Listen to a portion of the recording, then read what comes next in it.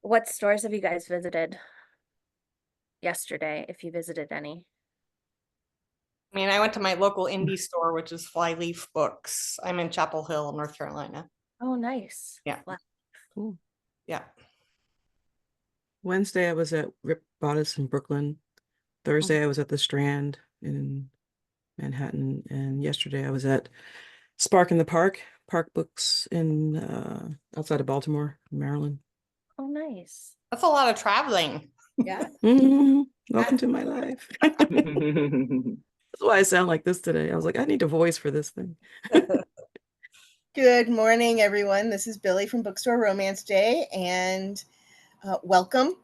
I want to thank everybody for being here. I want to thank our lovely panel of authors. I want to thank Lissa for being our moderator, and I will come back and talk to you a little bit at the end. But for now, I'm going to throw things over to Lissa. Take it away. Hi, everyone. My name's Lissa Bach. I am the manager of Book Club Bar in the East Village in New York City. So stop on by if you ever are in the neighborhood. I just wanted to start off and thank our publisher sponsors, Harlequin Trade, Avon, Epic Reads, Source Books, Bloom Books, St. Martin's Press, and Bramble.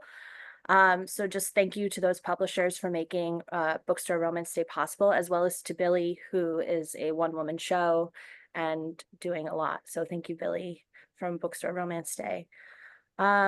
So I just would love to go around and start off and just say your name and what protagonists are artists in your books, and name the books.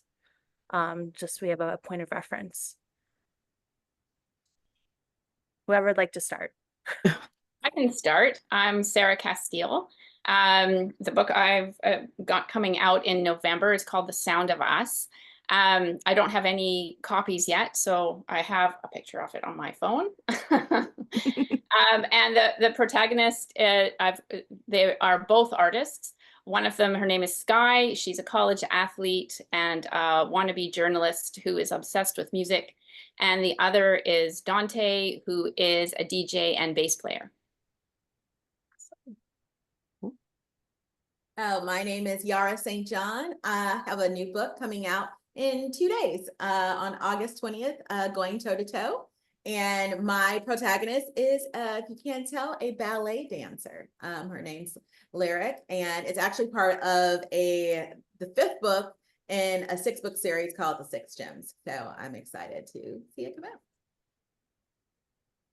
out.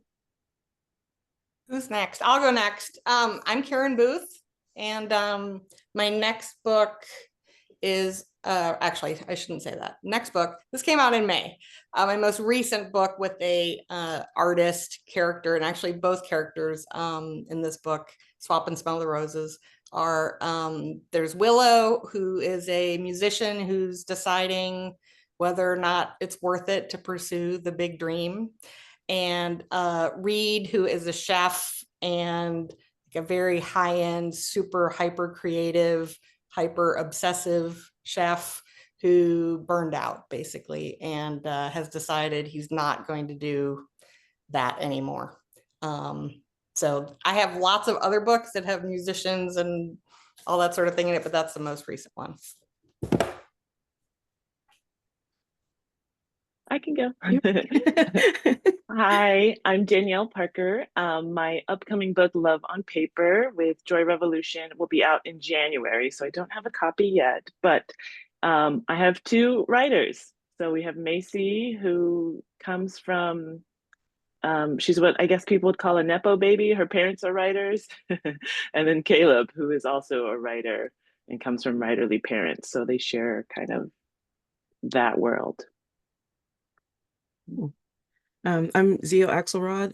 My most recent release is Girls with Bad Reputations, which is the 2nd book in a series about an all-female rock band called The Lilies. This book deals with our drummer Kayla, who is the daughter of academics and has been hiding her rock star aspirations from her parents. And her love interest is Ty, who is secretly a poet, but takes a job to drive the bus for their tour so that he has more time to read. So they bond over books and music and things like that. But yeah, lots of my books have musicians and actors and stuff in it. So Great. So we have musicians, dancers, writers, chefs. I think that journalists, well, writers. actors, yeah. Yeah, awesome. So I just wanted to start off by going also around and asking if you practice any other art form besides writing and how long you've been doing this. And secondary question to go along with it is if it has affected your work and your relationship with writing. Well, I am a musician slash singer in my other life. And I started when I was 4 because it's the family business. I grew up in the music industry. And I think I'm trying to think how has it affected my writing? I don't know. I didn't write anything about music for my first few books. It took a while for someone to go, "Hey, shouldn't you be writing about music? That's what you know." But I think it definitely affects my style of writing. Sometimes like people say it's like a lyrical style of writing, which I'm not quite sure what that means, but I choose to take it as a compliment.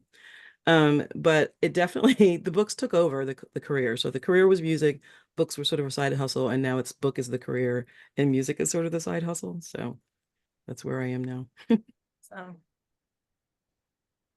For me, I am not a musician and I don't have any real musical ability, but I, for a long time, dated a bass player, and he was a gearhead, so he loved talking about his gear and everything he was doing, and so I learned a lot from him, and he was the inspiration for the main character in my book.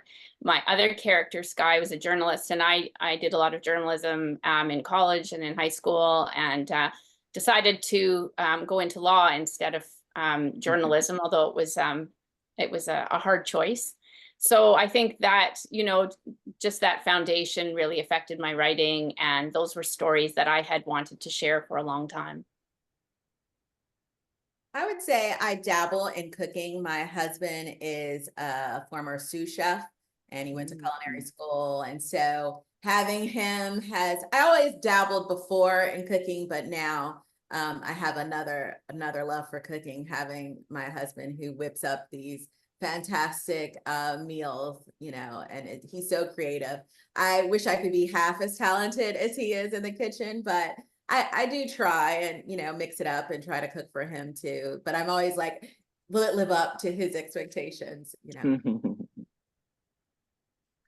Yeah, I was a musician early in life, but since I started writing and writing professionally, I haven't gotten into anything else. But the other day, I was like, I need to color or paint or get some clay. Like, I need to do something. I need a new hobby because I cannot look at the computer screen all day.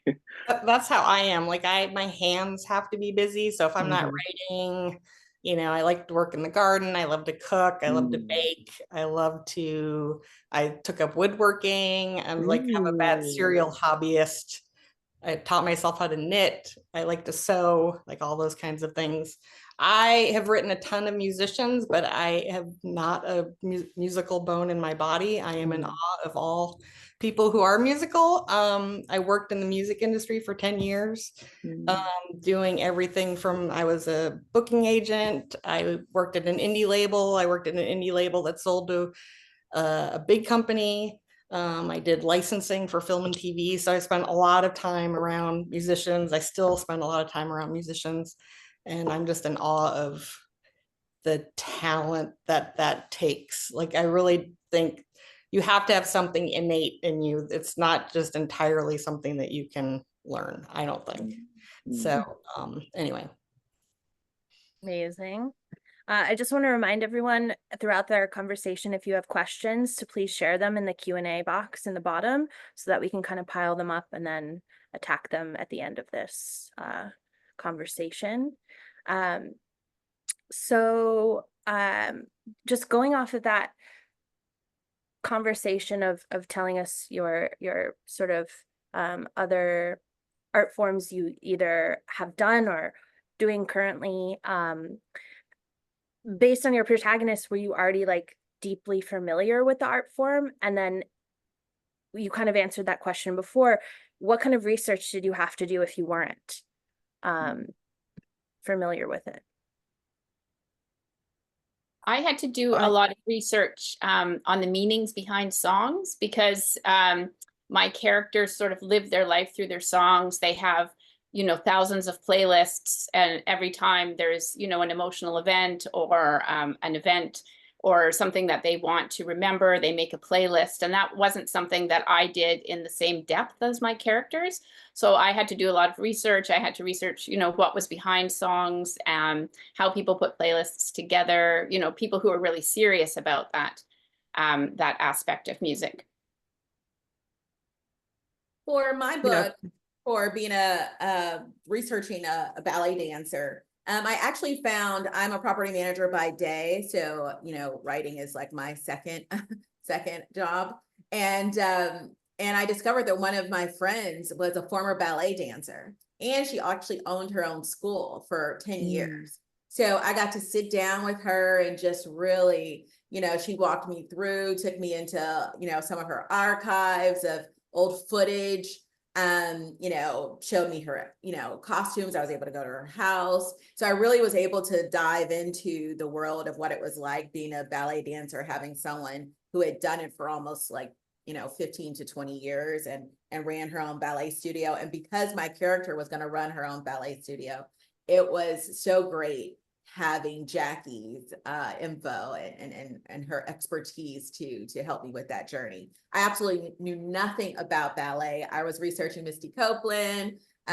because of course my character was kind of going to be the first principal dancer in a ballet company as well, similar to Misty. So did a lot of that. I read Misty's book. I was watching her Amazon Prime special. So I was just kind of really diving deep into it, but I really enjoyed it.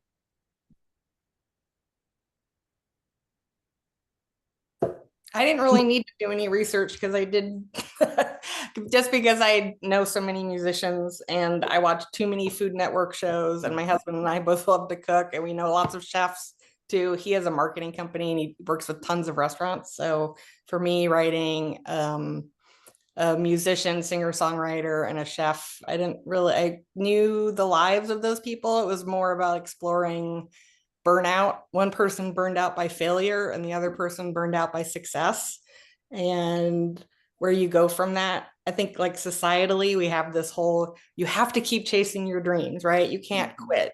You shouldn't quit. And to me, it was kind of fun to explore like the person who just finally has had enough and says, this is part of me, I have to do this, but do I have to do this on a level that makes me successful? Like, can I just do my art to do my art? So every artist's quandary, I think. right, yeah, right. No, yeah, absolutely. Because obviously not everybody gets rich and famous, right? So at some point, yeah, I think they all have to ask themselves that question. Like, and writers do that too. How long can I do this before I pursue publication or whatever? How long can I do that before I just want to just write to write? Yeah, I mean, I grew up around a lot of musicians, and being one myself, but in writing the Lily series in particular, like the first book was about our guitarist, and I don't play the guitar, well, not as well as she does anyway. She's a virtuoso. So I had to study like the lingo of guitars. I talked to my guitarist that I work with and like, how do you guys talk to each other when we're not around? Like, what are the things that you say that only you're another guitarist would understand? And then the second book was about a drummer, which it's one of my favorite instruments, but I can't play. And that's a whole nother language. I learned the term paradiddle, which I knew what it was. Like, if you heard it, you would know what it was. It's that quick drum roll, right? I didn't know it was called a paradiddle. So I was like, what is this funny little word here? So just the research, the terms, the lingo, and just like the dynamics of a band. Like I've been in bands for years, but I didn't stop to think about how we all fit, like all the pieces of the puzzle fit together and who takes on what roles outside of just the music itself. And so it's been interesting to play with this band. Yeah, even though I was writing about writers, I was in my craft books. I was researching. This is my Love on Paper is my second book, so it's the sophomore slump, I guess. And each word was excruciating. Like it was really hard to write, and I just had to go back and look at other books and be like, are people doing this? Are we okay? Like, is it supposed to feel like this? And so Macy, the protagonist, and I, like, we got through it. It was hard and challenging, but we wrote our way through. We found a process, and we got to type the end, both of us. Amazing. I'm gonna jump off of what Zio just said about the paradiddle. Is there like a little detail or insider sort of thing that you learned throughout your research that you included that you thought was fun or interesting? Yeah, that's my question. I had something about so the main character, Reed, the chef in my book, he lives in a small town, and it's where he grew up, but then he left and went to Boston and had all this success, and he comes back reluctantly, and he's very like closed off kind of person, and but he gets sucked into the bakery in town or whatever. Anyway, so it was the owner of the bakery is having problems with the ovens, and of course, because he's been a chef for so long, he knows how to fix an industrial oven. So I had to, like, learn about that. I also just like the idea of, a lot of people who are in, he has all these other skills, but just by necessity he needs to know how to fix equipment, because certainly he'd been in a situation where something broke down and service is about to start, and you got to figure out how to fix it, or else dinner doesn't happen. So that was it for me, I guess. That's very real. Yeah. My rabbit hole was tour buses. It was Oh, like, especially the newer ones, like they're very fancy and much more efficient. And it was we're writing romance. They're adults. They get up to adult things. So it was like, can they do adult things on a bunk on a tour bus? So I'm like looking at like dimensions of bunks and how do they have like a full bathroom or just a shower stall? Like it was just Right. Yeah.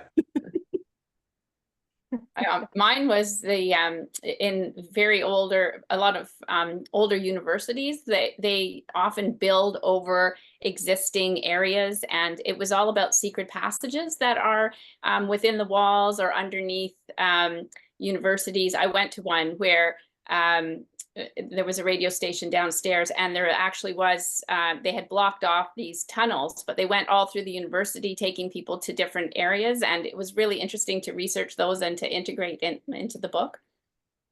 cool. Everybody loves a secret passage. Yeah. We're all perked up like secret passage. I think I just learned from Jackie some of the different terminology for the different positions, from pirouettes to saute to, so yeah, grand plies and so forth. So yeah, she helped me with the different positions and just kind of explaining how to describe those properly so that I didn't offend a ballet dancer.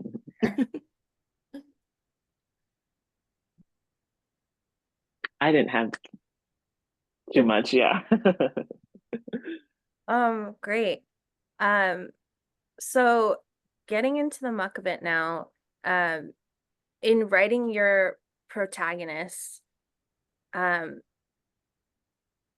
did that affect your journey as a writer, like in finding the heart of their struggle, conflict, what have you? Did that affect you as a writer and make you kind of sit and meditate on things, or vice versa? Did what you have meditated on in your life as a writer affect and trickle in through your characters, and how? It definitely I don't know affected about me. I was just gonna, yeah. You want to go first, Theo? You go first. No, I was just gonna say I don't think as a writer, I think I like to call this series, the Lily series, a rock and roll fairy tale, because as a Black indie rock singer, I did not get the love that these girls are going to get. Like I'm giving them the path that was sort of closed off to me. So I think it's fulfilling and sort of like I don't know, relieve some like weight that I was carrying on my shoulder, left over from that career. I'm giving them the dream that I didn't get to fulfill, but also throwing the obstacles in their way that I had. They just overcome them better than I did. Mhm. I I don't think see as a that. writer, but as a musician for sure. Yeah, I see. I think it's kind of interesting that we have a mix of like where the characters are at in their careers. Like we have some that are burned out, and then I feel like the lilies are kind of like on the up, but definitely like in the middle somewhere. Hmm. Yeah, Um, yeah. and then some of our characters like Danielle or like Mhm. yours are just starting. Yeah, yeah. So, but going back to the question, yeah, did any things in your I life? was just going to say that for me, that because both characters are struggling with their creativity, Willow she'd had this traumatic experience where she just happened to get in front of the wrong crowd on the wrong night. It was a venue that she'd tried to get into for years. She finally got an opening slot, and she's just singer-songwriter on her own. She doesn't play with the band, anything. And so it's a very vulnerable position for someone, and she just basically she gets heckled by some drunk guys who say some pretty horrible things to her, and it just kind of she was already not at a great point, and so it really she's really just considering like, I don't want to do this anymore, but the music is still inside of her, and she's realizing how much she was using music to kind of process her feelings and get them out, but she's also kind of fighting to keep it in. And the same thing for Reed. His success kept him away from his dad. He lost his dad. And so he's kind of equating his art with this, it was ultimately, even though he was so successful, it was kind of a bad thing because it kept him away from his dad. And, I think as a writer, sometimes I just feel like I'm fighting what's inside of me. Like it wants to get out, but it can't get out. I don't know if anyone else can relate to that frustration of like, I know I should be writing. I kind of know what I want to write, but it just, I don't know. It's like I'm trying to keep the lid on it or something. But anyway, that kind of internal struggle, I definitely related with that. And maybe that was just me projecting my own feelings onto other people, but but that's sort of writing anyway, writing fiction. Yeah. So yeah, I think sometimes I project some of my my story into my character story. So Lyric is biracial, she's adopted, she's in the process of the book of meeting her biological parents, so that feeling of being unwanted and unloved, and I can relate to that because I didn't grow up, for a long period with, my father. So having that same feeling. So I think I probably projected a little bit of my own feeling, but I think that's what makes the character, even more relatable, because I can tap into those emotions and I know what, Lyric is feeling, and I can tap into that on meeting her parents for the first time, and not, maybe with a biological mom getting that, that instant connection that she, thought she was going to have just because, you're related by blood. So yeah, I thought that, that really, that internal battle, with Lyric was, something I could relate to. I agree with that about the projection. For me, I've got two characters who have a passion or something that they feel that they were meant to do, and for different reasons they can't pursue it. So for Sky, she is actually trying to become a pro basketball player, even though it's not. She has to work hard at it. It doesn't come naturally. And she's doing it for her father. But really, she wants to write. She wants to be a journalist. That's really where she felt herself. And my other character, Dante, he wants to be a musician, but he's on this path of revenge, and it's something that he can't get off. And I think a little bit of me was there because I had always, I was always a writer. I wanted to pursue writing, and I wound up going into law, which is almost the exact opposite, uses a different part of the brain. And it was many, many years before I got off that treadmill and started doing something that, I had always wanted to do. And it was sort of outside expectations that were, that kind of pressure that you feel that you can't really pursue your art. until you're in a place to be able to change those expectations. Yeah, I think I always start off like, oh, I'm gonna write a cute, like this is gonna be the best, the most romancy romance, like all the swoons, and I can't wait to, get these people to fall in love. And then by the second draft, I'm like, oh, this is about family. Like this is some of my mom's stuff is coming up. Like, Yeah. the third draft, Yeah. I'm like, Writing is our therapy. just really, really changed. Yeah, really affected by my characters, which is always, I think, some of the fun and surprise in writing and seeing how the characters can change you. They always surprise me, at least. Mhm. Yeah. Right. So I guess I'm gonna put these two questions together because I think some differ in different books. What are the internal struggles that your characters face by pursuing art, and what are the external ones? And maybe I think there might be like a little bit of a scale on what is more prevalent in each of your books, so you can decide that. But yeah, what are the internal and external struggles while they pursue their art?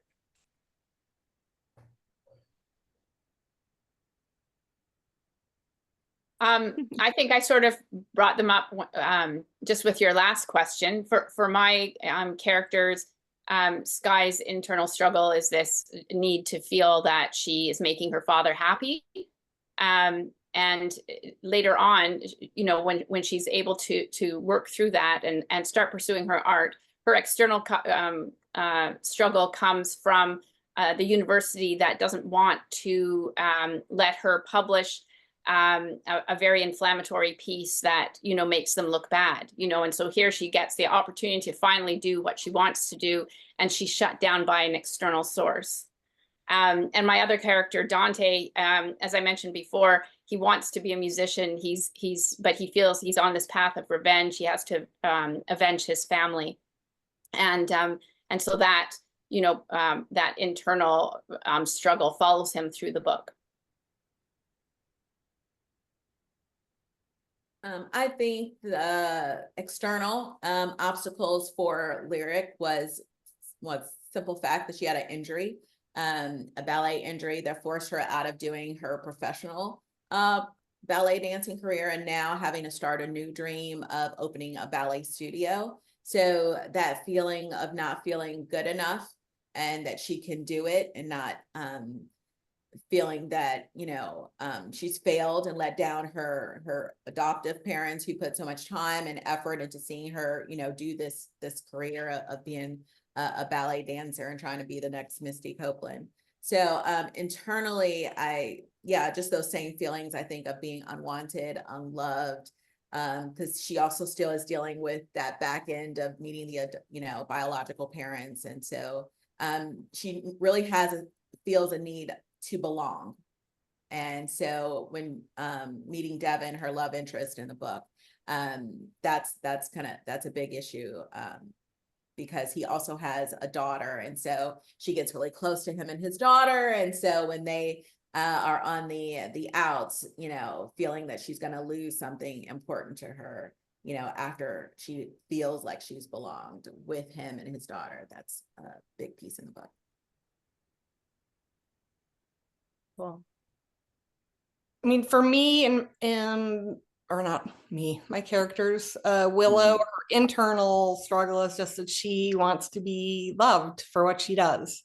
And having struggled for so many years where you play in front of 10 people and only half of them care, or you play in front of more and maybe they love you, but then a week later they don't. She can't handle it, basically. She can't handle not, having this thing that is so close to her, putting it out there in the world, being vulnerable, and then not being rewarded for that. And externally, Zio's like, yeah, and externally, everyone around her is saying, but you're so talented, you can't quit, you have to keep going. And she's just questioning, but do I have to? Do I really have to keep trying the way that I'm trying. For Reed, it's all wrapped up in, you know, his dad always just encouraged him to pursue whatever he loved, and food was the thing he loved, but food was the thing that kept him away from his dad. And then he loses his dad, and so the internal and the external are kind of at war with each other. And really for him, it's just more about this creative thing is still inside of him. So what is he going to do that's not going to make him, that's going to help him feel like he's honoring his dad and honoring himself? Eventually he ends up just becoming a farmer, because just being close to the food is what brings him joy. And so that's their struggles. I like writing about fame and what fame does to people and what it means to people. And the first two books in this series, the first one is The Girl with Stars in Her Eyes. Both Tony, the guitarist, and Kayla, the drummer, have different ideas about fame. Tony's mother pursues fame to her daughter's detriment. Like, she ships her kid off to live with a father she's never known when she's 12 because she has a chance to be like a marquee artist somewhere. And so Tony has no desire to be famous. She's like fame averse. Like, she doesn't want to be in the band. She wants to be a working musician, a hired gun, you know, do some studio stuff. And Kayla, her relationship with the drums is interesting because her brother was a drummer and she loses him early. They lose him. And so she's not even sure if her love of the drums is tied up with her wanting to stay close to her brother, if it's something that's really hers. And so she hides the whole thing from her parents, particularly her mom, who is very, very, very, very against her being anything, you know, like a rock musician. So they're both dealing with this fame. Tony eventually figures out that she can have what she wants and not be her mom. And Kayla is really fearful. I mean, it's funny because parents keep coming up and the things that you guys are saying, and I'm going, yeah, like parents, like not wanting to, it doesn't matter how old you are, you don't want to disappoint your parents, right? And even though Kayla and her mom butt heads over everything, like she still doesn't want to disappoint her. But she, you know, has to reconcile her, you know, her upbringing with what she wants to do and figure out what's going to really bring her joy. So we meet her at a crossroads. It's an interesting sort of situation. Yeah, I'm similar. I guess for Macy, she deals with a lot of imposter syndrome, wondering if she's good enough, wondering if her stories are even, if anyone would care to read them. Internally, she thinks about that a lot. Externally, it's familiar pressures. It's having a mom who wins the Booker Award and a father who's, you know, just a beloved children's author. So she struggles with that, and she struggles with wanting to tell her own story and figuring out how to do that outside of their shadows.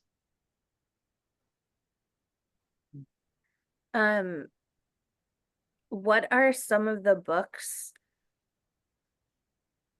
that you've read recently that you've loved? Bonus if it has artist protagonists in it, but not, it doesn't necessarily need to be. You can shout out some faves. I saw on Netflix Daisy Jones and the Six, and then I ran out immediately and got the book and loved it.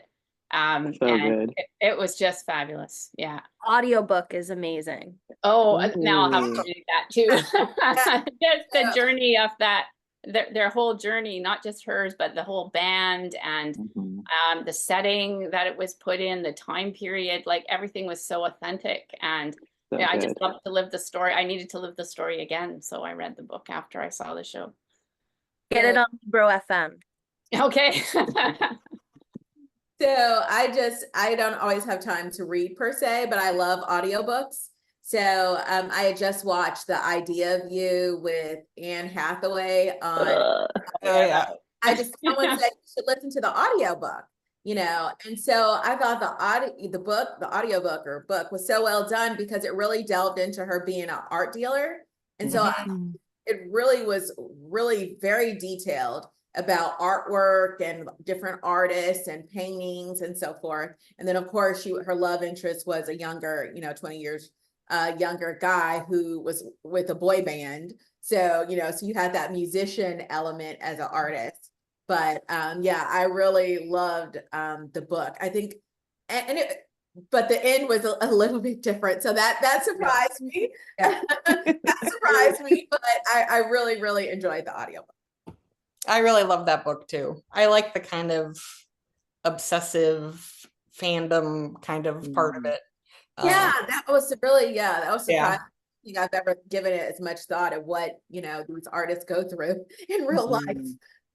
Yeah, no, I eat that up like candy. So love that Same. part of it.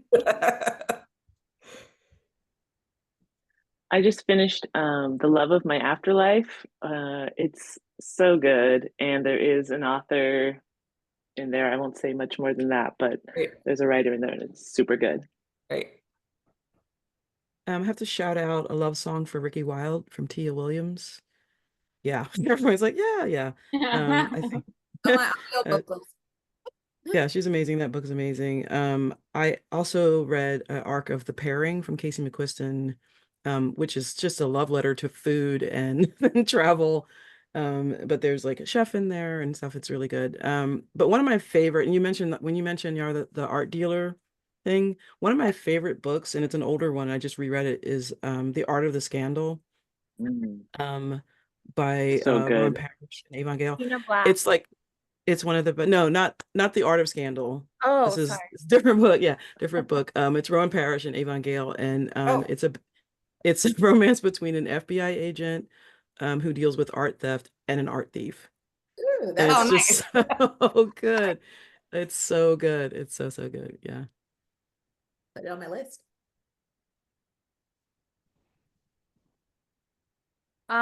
Okay. What do you see? What is your mission statement when you write a romance? Like, what is there a phrase or a lyric or a piece of art or poetry or what have you that you come back to when you either start writing or when you find yourself a little bit lost and you're like, okay, what is my core statement that I need to come back to? And it could be for either the book that we're talking about or just like in general. I mean, mine always comes from I don't know how many of you have read the Gwen Hayes book, Romancing the Beat. yes, Romancing the Beat, but it's always, what is the hole in their heart? That is, it's so hard with craft stuff because to me, it always comes down to the way it's worded or phrased. Like, not every bit of advice really is helpful. But that to me, like, that made sense. Like, what is the hole in their heart? And how does meeting this other person start to mend that? It doesn't mean that they're going to fix them, but how does that, start the process of healing? That's usually what I ask myself when I'm stuck. So every day, basically, I ask myself that. I think mine's very similar. I just always go back to ask myself, what does this person want? Not what is their external goal, but what do they really want inside? What are they looking for in their life? Mm-hmm. I don't know if I have per se a mission statement, but I do try to do a character outline. So I know what their struggles and their fears and what obstacles they're facing and internal struggles that they're going through. And that usually helps me to, flesh out the character and define, who they're going to be and how they're going to, achieve their objectives. I think two things I usually end up going back to, and I didn't think about it until you asked that question. One is that my characters genuinely, their real desires to be seen, whether that's as an artist or as a person for who they are. Like, I'm really read a lot about it. Kayla is a very individualistic person. Like, she doesn't fit any norms, and she's like, she loves that about herself, but she also hates it because her mom doesn't accept it. And so she meets someone who's also very much of an individual who does see her, and that's how they bond. And then the other thing is, how can I get them out of their own way in order for them to achieve what they want to achieve? And sometimes it's that fear of success or fear of failure. But like, what is the obstacle that they create for themselves that they don't even realize they're doing? And how can I remove that? That's nice. Yeah, I think something similar. It's just always like learning about the self, balancing the self. And my characters just have a lot of familiar pressure, which I guess I do too. So it's always just working through that, like how can I be an individual and authentic to myself while still honoring like people who've come before me, people in my family who paved the way to allow me to do these things that maybe they themselves have sacrificed. Great. Okay. And then I think we'll go to questions. I think it's 2:40, so we'll pivot to some questions. What is a book, this is from Melanie. What is a book from your childhood that impacts your writing? Forever by Judy Blume. I've read that book 5,000 times. And it's getting banned everywhere. No, I know. I mean, Judy Blume's books in general are one of the ones that get banned the most. But no, that was just a book that was so, I mean, it's even in my freaking author bio. Like it was so formative to me. Just, I always loved her writing and I loved, all the books before that. And anyway, but that one just, it's like in my head forever. ...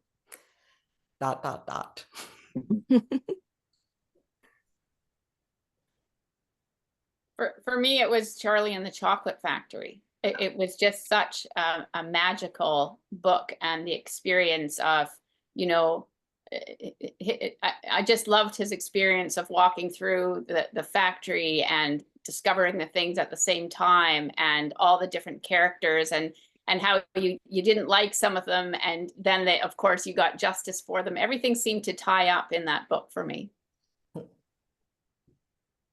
I was a big Babysitters Club girl. I think it was like my first big fandom. I was just I like love those. devouring those books. And I think that was my first gateway into being like, oh yeah, like this is fun. Reading's great. Like let's do it. Let's go. You'll probably laugh at this, but I used to read the Little House on the Prairie series. Oh, I love those books. I love those books. That was my first garden series of just watching Laura Ingalls Wilder. I guess I'm very different from you guys. For me, it was Anne Rice. Like all of Anne Rice, but in particular the Immortal universe, like the Vampire Chronicles and the Mayfair Witches. And it was long before I ever thought I'd be a writer, but the way that she was able to immerse you in the world, whatever world she wanted you to be in, she just dropped you in it and you could smell it and taste it and feel it. And I knew New Orleans before I ever went there because I read so much about it in her books. And so I try to create that in my work, not as well, but yeah, it was her. Karen, there's a new book out called The Genius of Judy. You should read it. Oh, okay. I'll have to check that out. I saw she's doing PSAs about book banning right now. Yeah. I saw one the other day. So, and the documentary that's, I think is on Netflix maybe about her is really amazing. Just that she was, she was basically bored with motherhood. That was sort of the reason that she wrote. She was so frustrated by and generationally, that was what was expected of her. So kind of like Nora Roberts, actually, the same kind of thing where she was just stuck at home with kids and realized that she loved her kids, but didn't love being home with them all the time. It is exhausting. And anyway, so I love Judy Blume. She's an icon. Yeah. This is from Sylvia. Which of your characters do you see yourself in most? Gosh. I think Zio should have to ask to answer this question first. Well, if we're talking about the Lilies, this band, there's 4 of them. And there's definitely like slices of my personality in each one of them. And when you're writing characters like that who are so close to you or passions, music is, my lifeblood, then it's hard not to put yourself in them. And like I said, some of it is wish fulfillment. So I'm like, if I were in her shoes, this is what I would have done. You know what I mean? So I think the 4 of them are little pieces of me. But I also have a character named Frankie Llewellyn, and I'm trying to make this long story short, but my laptop died one day. And so I was forced to work on my Mac, which I only usually use for music, but I wanted to write. So this book spilled out of me over 3 days about this expat Scottish mixed race DJ in Philadelphia who had the overnight shift at the radio station because he has what I have, this melophilia, where you're like, um, music is always in your head. I can't turn it off. And so you have to listen to other things in order to not have the music, drive you insane. And so he takes the job as a DJ at a station so that he can play whatever he wants, whenever he wants, and sort of deal with that. And it's in the first person, it's in the present tense. It's like so different from everything else that I've written. And I realized that he's the closest character to me that I've ever written. So I have a soft spot for Frankie. Mm-hmm. I mean, for me, it's probably the female main character in my very first book. That she's a single mom. I'm not a single mom, but she's a single mom. But she basically meets and falls in love with the rock star crush of her youth. Only it's 20 years later, so he's well beyond his glory days, and the dynamic of that was, really super fun to explore. Plus it was my first book and I had no freaking clue what I was doing. So I was just, flailing, but joyfully. So I think I put a lot of myself into Claire just because that was what I was just going on, pure instinct and just kind of whatever came out of me. And so I think she has most of me. I think I'm the same. The very first book I wrote, when I started writing, thought I was going to write seriously, and I took a course, and they said, "Oh, write what you know." Well, all I knew was being a lawyer. So my first character, my first book, I did a romantic suspense book, and she was a lawyer, and I put, I knew a lot, so I put all that in into the book, and her character was very much like mine. When I think about this latest series, the 6 Gems, about 6 different best friends who all are all really artists. When you think about it, they're a chef, a jewelry designer, ballet dancer, and so forth. But Winter's book, which was the first book in the 6 Gems series, she's a travel blogger and influencer, and that's what I've been dabbling in as well, and becoming kind of my third hobby now, and just because I love to travel so much. So I felt like Winter was very similar to me right now, because I am in that phase of my life of wanting to travel and write about it, and maybe even dabble in some video filmmaking and YouTubing and so forth. But I also, as far as her love interest, she falls in love with her best friend's brother. And when I was like 18, I really, liked my cousin's best friend, who was much older than me, very similar to Winter's character. So I think I kind of mirrored her a little bit when I wrote the book. Yeah, my first book, my debut book, You Bet Your Heart, I accidentally wrote a little bit too much of myself into the protagonist. Like, whoa, she's familiar. But it was also really healing to do. And it was, now in hindsight, it was nice. All right. A question from Julia. What is your favorite book you've written so far?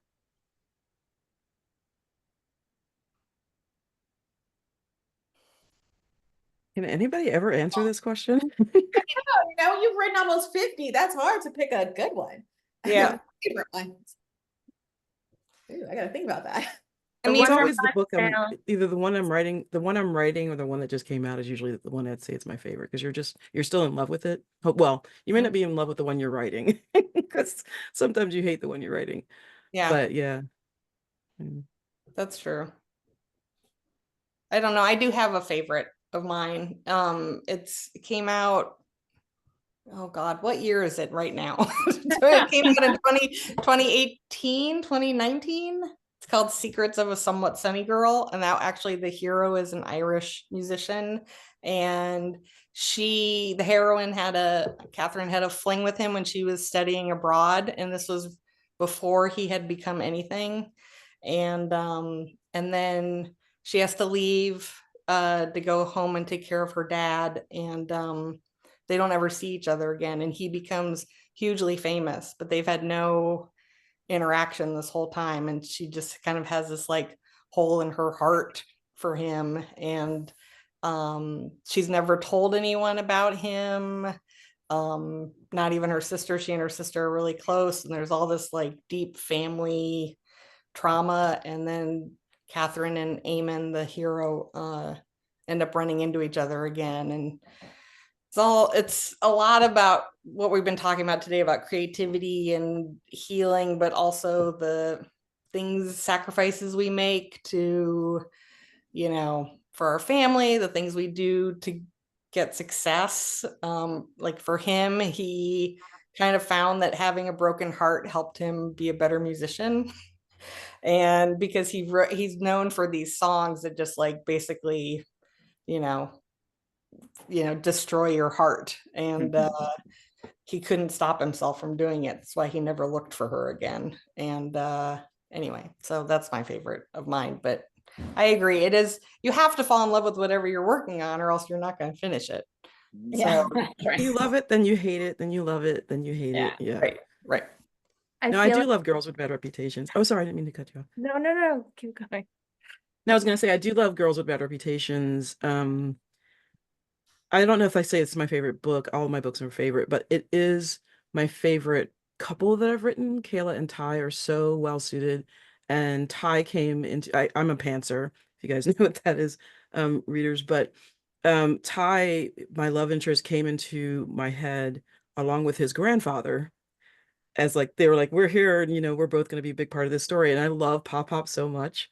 So it was so much fun writing their scenes together, Ty and Kayla's scenes together, the way that they circle each other and flirt over books and music and their clothing choices and stuff. It's just, I had so much fun writing that story. So it is my favorite for now. I find it hard to pick a favorite, but the one that that resonates with me a lot is called Against the Ropes. And I wrote it quite a while ago, and it's about it starts a series that's set in an MMA gym. And I didn't know anything about MMA. I didn't know, about fight clubs or anything like that. And I had been driving one time in winter in Alberta and got lost and turned into this building that had lights on for directions. And it was an MMA club. And I met all these fighters, and they were so fierce, and, some of them were bloody and everything, but they were so kind and really nice and helpful, and, waited with me for a tow truck and stuff. And then, they had inspired me to start this book. And so the first book, Against the Ropes, is about one of these fighters, and he's kind of broken inside, and he meets this paramedic, and they form a relationship. And it was just the whole setting of it. I created a whole club and all these guys, and it became so real to me. And it's just something I really loved it. Got to go to lots of fights. I don't think it was ever really my thing, but I knew them, so it was neat to see them there. I'm writing something now. I'm probably like a third of the way through. That's kind of my favorite, just because it's sparked my love for writing again. But I will say my debut book holds a special spot in my place because it's the first project I really finished and saw through. And like prior to that, writing that, I start and stop, and I would, I could never finish. So that my debut, is a full story and got attention of publishers will always be super special to me. I guess I'll close it out. It's like I said, it's very difficult when I've written almost 50. But I would say this one is has a little age on it, probably from like a decade ago. But it was called A Chance with You, and the character Grant, he had lost his brother because his brother was drunk driving, but he was the passenger and he survived. So a lot of like survivor guilt, and I won some awards for this particular book. So he's dealing with that, and he finds out that his brother fathered a child, and so he falls in love with the sister who is the aunt of the little girl that he's uncle of. So yeah, that story kind of resonates with me. A Chance with You. All right. one more question we'll slide in, also from Julia. I think this is a good one to end on. If there is a different genre, is there a different genre that you've wanted to write a book in? I am. And it's still romance, but it's horror. Ooh, Ooh. We'll go back to my Anne Rice thing. yeah. But yeah. Is there trying to any invent my own genre. paranormal aspect of it? Yeah, it's a horror rom-com about a vampire. Ooh, Ooh. Nice. nice. I am too. I'm writing a romantasy. And nice. I had started when I first started writing, I wrote fantasy books before they were called romantasy. And I sort of shelved them because I thought, well, this isn't, nobody's going to read these. And, so now I'm circling back and thinking, hey, people seem to enjoy this type of thing. So I'm going to get back into it. So yeah, I'm in the middle of something like that. I worked on I kind of work on it, and when I have off time, a domestic suspense about a woman who unwittingly marries a serial killer. Oops. I'm thinking about romantic suspense, maybe dabbling in that, like very similar to Karen. It's something you kind of write on and off, but I've never like given it my full attention. And I know I need to give it my full attention to really, get it done. Yeah, the thing I'm working on now is a mystery, which is new, but mysteries are really hard. All the little clues you need to leave, and you have to make sure that it checks out, but it's fun. I don't know who did it, so Okay. I think we'll wrap this up. I want to thank all the authors for sharing everything with us today. It was really wonderful talk. I was very nervous. My first time moderating. You did great. you did great. You were awesome. Thank you. I don't need the praise, but thank you. But I appreciate you all. And again, thank you, Billy from Bookstore Romance Day, for organizing this beast. Yes. Thank you so much. Yes. Yeah. And Billy's been dropping links in the chat. So please, please, please check out all these writers' books on Libro FM or from your local bookstore. Awesome. Thank you. Hi, everybody. Thank you. Bye. This is Billy from Bookstore Bye, Romance everybody. Day again. Thank you all for coming. Thank you to the authors. Thank you to Lissa for moderating. We have one last panel coming up in about an hour. I hope to see some of you there. If not, I hope you've had a great Bookstore Romance Day weekend. I hope you got out to your local bookstore at some point, or will do, to pick up some of these books. And if that's not possible, our bookshop link is in the chat, and that also benefits independent bookstores. So you have some options. Thank you all so much, and have a great Sunday afternoon. Thank you. Thank you.